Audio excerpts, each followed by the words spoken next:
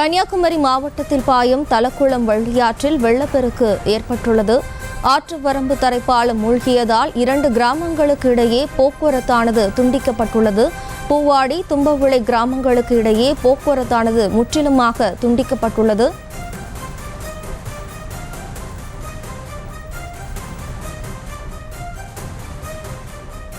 ஆற்று வரம்பு தரைப்பாலம் மூழ்கியதால் 2 கிராமங்களுக்கு இடையே போக்குவரத்து துண்டிக்கப்பட்டுள்ளது.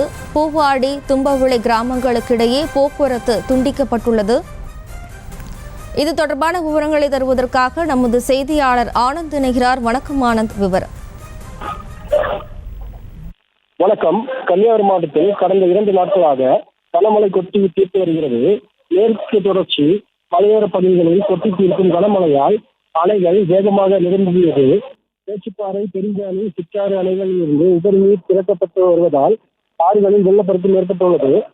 தலக்குளம் வள்ளியாற்றில் ஏற்பட்ட வெள்ளப்பெருக்கு காரணமாக ஆற்றுவரம்பு கரைப்பாலம் முற்றிலுமாக மூழ்கியதோடு வெளியேறும் தண்ணீர் குடியிருப்பு பகுதிகளில் புகுந்து வருகிறது.